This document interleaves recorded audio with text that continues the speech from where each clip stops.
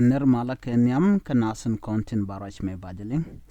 biya kamal ka nuro 9 TV raja banling gwasa me erik miji tore which ka South Sudan ka konintin paiwa raja chakulat gwasa me ji South Sudan do badana chirek miji togoje te karama painak mi muslim ray which ka juba ray lokot muslim ni jen gwalda na geten kana ka muslim da dien no chikana kulat gwas men no rami dane nagra no shi terrorist ke shi rami jek ke shi rami barar ko ban je kula link lo raja dan cholalat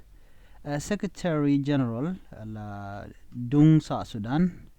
Islamic Council Dr. Abdallah Baraj shuanak muzini e pay nagre maski kire duel kot muslim ni re wike jubalok shela da jojeno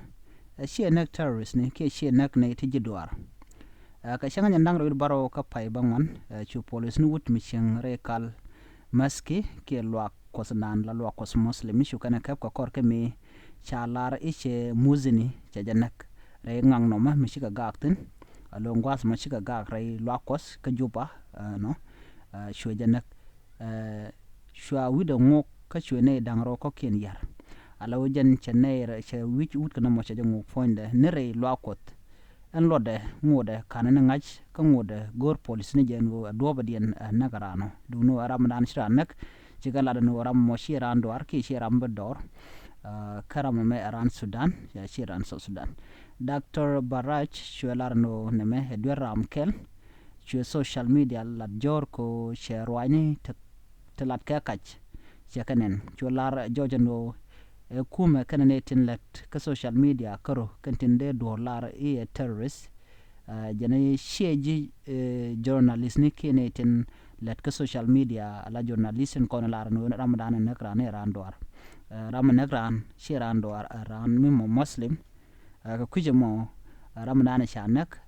ran mi muslim ba mishit kaje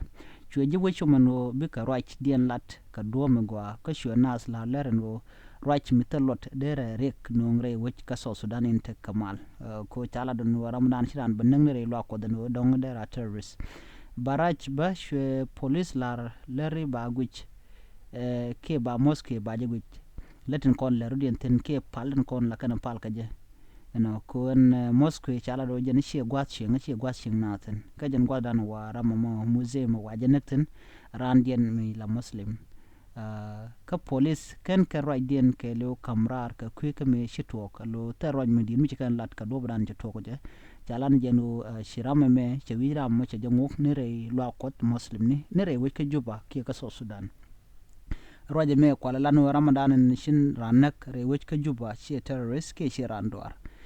shinna chicken bodwal re weke juba en wote ka ne itimona kana atla jidwar ka ne ititi ten kontin na karodien ka ji Sudan kakan ka muslim ni jarwa jadana nde yen linga me ki jarwa jadana shanon kon en biata kamal bye bye